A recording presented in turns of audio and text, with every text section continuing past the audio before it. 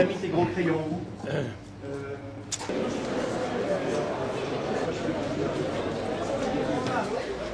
Eh bien, bonne journée. Merci à vous aussi. Uniquement d'éducation et de dire à tous les syndicats, comme vous l'avez vu.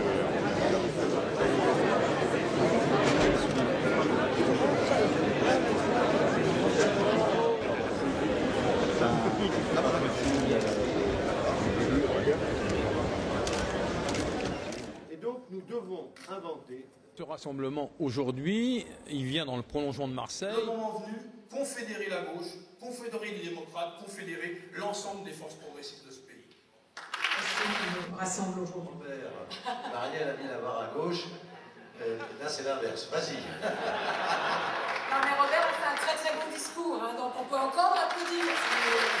Ces élèves de retrouver et d'apprécier la scolarisation classique. Parce que c'est pas un hasard. De toute façon, j'aime beaucoup Dijon, j'aime bien son maire, voilà. Et j'aime bien l'équipe qui s'occupe de cette ville, j'y ai des amis. Et donc, je suis toujours très heureuse quand je suis dans cette ville. Ça, c'est déjà une première chose. Et puis, comme vous le savez, j'étais à Marseille au mois d'août. Et Dijon est dans la continuité de Marseille. On a décidé que des courants politiques différents de la vie politique française pouvaient, bien qu'assumant leurs différences, se mettre ensemble pour travailler, réfléchir à un projet commun d'alternance qui soit crédible. Et ben donc je suis très heureuse quand je vois le rassemblement avancer à Dijon. C'est ce que j'ai dit, il est en marche ce rassemblement, il ne s'arrêtera pas et donc c'est très positif. Formuler un projet commun, un projet pour la France qui est une autre France que celle de Sarkozy et en Comparative, les mettre au service des uns et tous, c'est plutôt juste. Les intituler ou renvoyer les images qui, elles, restent simples dans notre institution. J'y étais. Moi, j'ai toujours défendu l'idée, parce que je pense que c'est au cœur d'un projet de société, que l'école, ça devait être la deuxième maison des enfants. Et que toute la réflexion dans la lutte contre la violence, dans l'éducation, devait partir de là. On va parler donc des jeux dangereux à l'école et la position de nos invités sur la police dans l'école, la véritable police. Je crois que le problème de la violence, il faut le prendre sans angélisme et sans démagogie aussi. Dans le cadre d'une autonomie en plus extrêmement renforcée. D'humains bien formés, ça reste, il me semble, le premier des moyens qui permettent d'améliorer la situation de nos élèves dans nos établissements scolaires. La grande solution universelle qui réglera la question de la violence à l'école, même dans une conjoncture politique favorable, n'existe probablement pas, effectivement. Et surtout pas un lieu pour être enseignant. Donc, dans les pays scandinaves, il y a un enseignant pour 8 élèves, et alors que chez nous c'est 1 pour 25 ou 1 pour 28, en tout cas 1 pour 25 quand tout va bien. Ce qu'on attend d'une majorité justement progressiste, de gauche, sociale, écologiste, démocrate, c'est justement, je pense, de pouvoir faire de l'éducation non pas une priorité, mais la priorité des priorités. Quelque chose qui se construit en fait, avec des associations, des citoyens, des syndicats qui ont participé, des personnalités politiques diverses venant de différents horizons. Et on a tous, on va dire, une seule ambition, celle de l'intérêt général, celle de défendre notre pays et puis celle de préparer l'alternative. Et je pense qu'on est bien parti pour. C'est ainsi qu'on progresse par le débat et le respect mutuel. Eh bien, la vérité, vous la connaissez. Dijon a été longuement courtisée par François. Elle a fini par être séduite. Il n'a pas reçu Dijon en héritage. Il l'a mérité. Qui fait qu'au-delà de l'intérêt particulier, nous avons à construire un intérêt général qui ne sera jamais l'addition d'intérêts particuliers et d'ambitions individuelles. La droite de Sarkozy est une droite réactionnaire et populiste qui frôle avec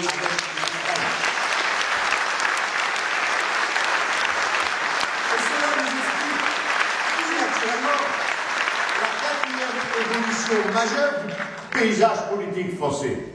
Traditionnellement le centre, parce que nous étions prisonniers de cette alliance dont je parlais tout à l'heure. Le centre français était avec la droite française et lui permettait d'ailleurs de gouverner dans la durée. Il y avait des tensions, on les a connues, mais ça a été structurant. La réalité aujourd'hui, c'est que des femmes et des hommes venus du centre, parce qu'il y a cette évolution de la droite d'un côté, mais aussi parce qu'il y a cette évolution que beaucoup de socialistes réformistes, depuis Jean Jaurès, ont attendue, ont décidé de regarder plutôt de l'autre côté et de voir si on pouvait travailler ensemble dans l'intérêt de notre pays. Nous sommes en train de construire des passerelles entre des personnalités politiques ou des mouvements politiques qui n'ont pas l'habitude de discuter ensemble.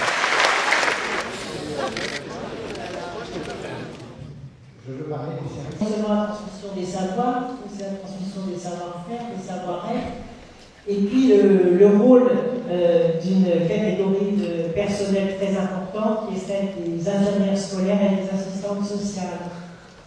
Et à ma grande surprise, lorsque nous avons lancé il y a 3 ans, ça fera une longue haleine avec la FCPE, je remercie son soutien au niveau régional et national, les enseignants, les syndicats de FSU, les médecins généralistes des villes, on a lancé l'idée de permettre aux élèves des lycées d'accéder gratuitement à la contraception pour lutter contre les grossesses précoces continuer en France.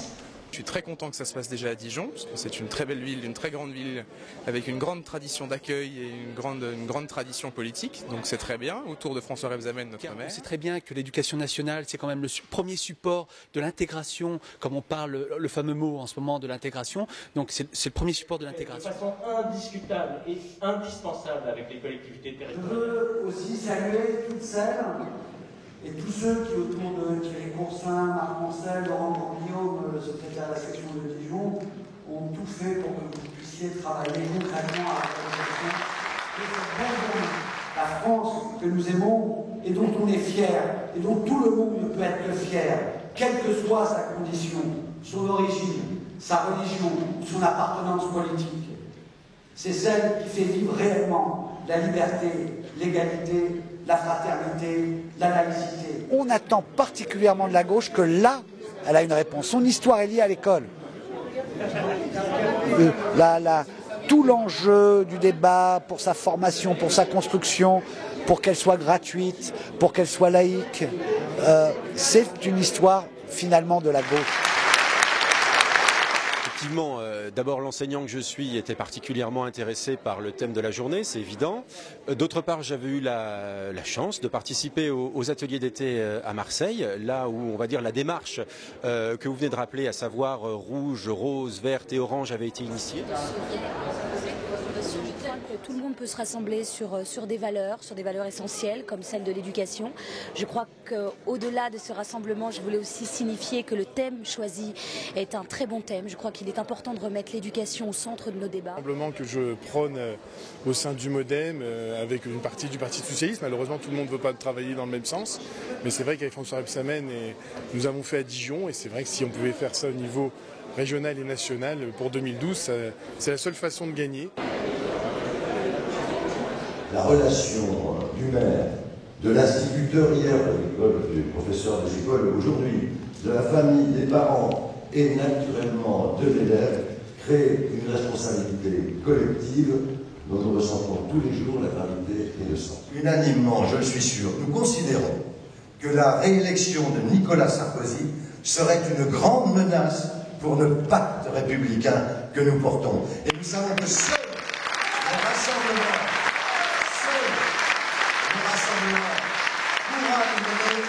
On ne pourra pas faire les choses chacun dans notre coin. Moi, je suis socialiste, j'aime ma famille politique, voilà. Mais j'ai bien conscience, surtout dans le Châtillonnais, que les socialistes tout seuls ne peuvent pas gagner, que ce soit localement, que ce soit nationalement. Et on sait très bien qu'on ne pourra changer la société, on ne pourra défendre la République que si l'on réussit à atteindre le niveau national. Alors j'ai participé à un atelier qui était l'atelier 5 sur l'avenir de l'école, qui m'intéresse d'autant plus que je suis moi-même enseignant, qui était très intéressant, ne serait-ce que parce qu'on avait des représentants du monde syndical, des représentants des enseignants, mais aussi des représentants des proviseurs, des principaux des collèges et des lycées.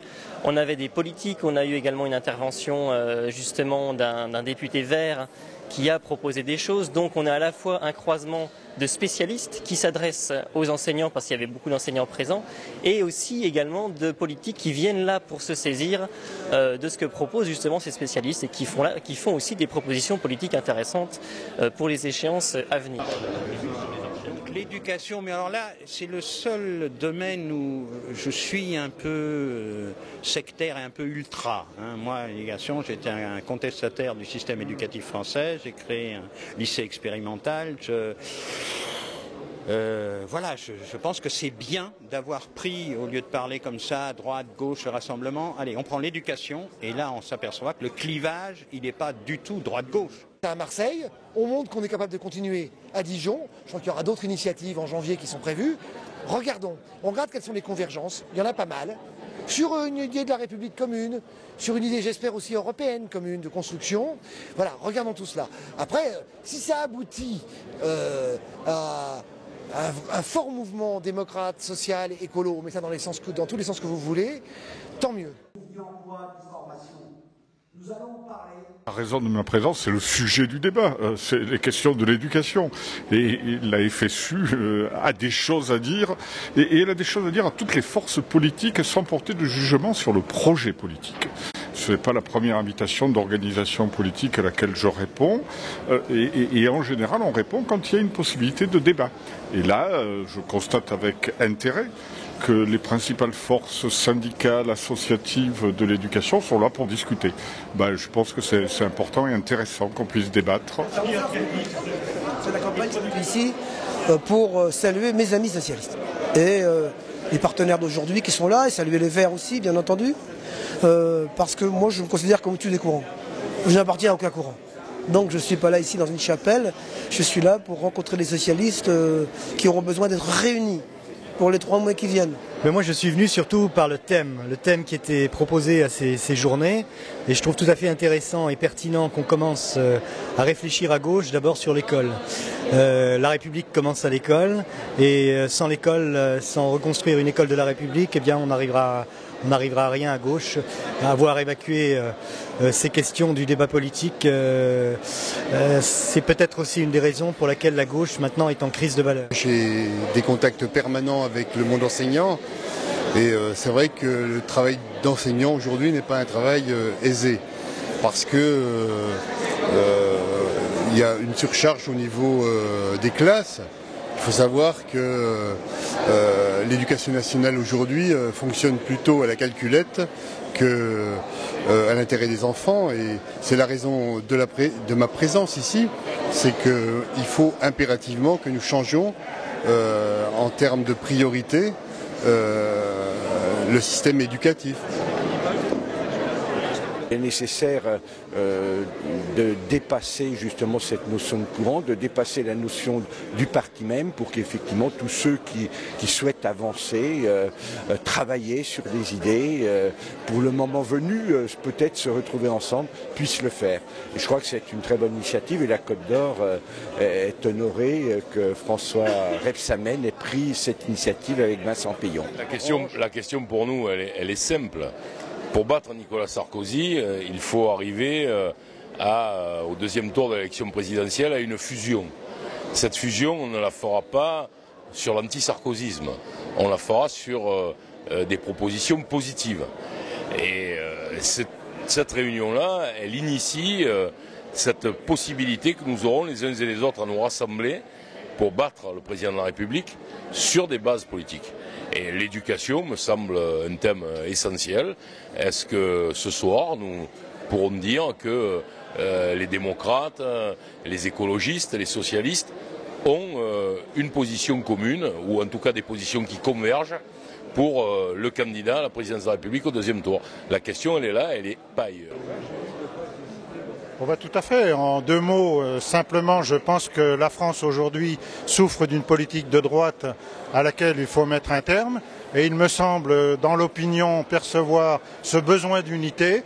Et moi, je veux représenter l'opinion de gauche pour justement aboutir à cette unité et chasser la droite et construire quelque chose à gauche. Déjà pour le rassemblement, comme vous venez de le dire. Le Parti socialiste, mais aussi le MoDem, le PC, c'est important.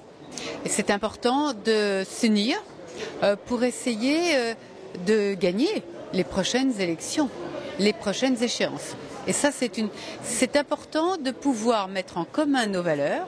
Et dans ces valeurs, une des premières, c'est l'éducation et c'est l'école. Pour la question de l'école primaire qui est posée. Et je suis extrêmement heureuse et tout à l'heure j'étais extrêmement émue de voir une salle pleine de militants applaudir à tout rompre Vincent Payon, Marielle de Sarnez, Robert Hue, François Rebsamen et applaudir les vidéos de Christiane Taubira et de Danny Cohn-Bendit. Je pense que nous sommes en marche dans le sens de ce que doit être l'histoire.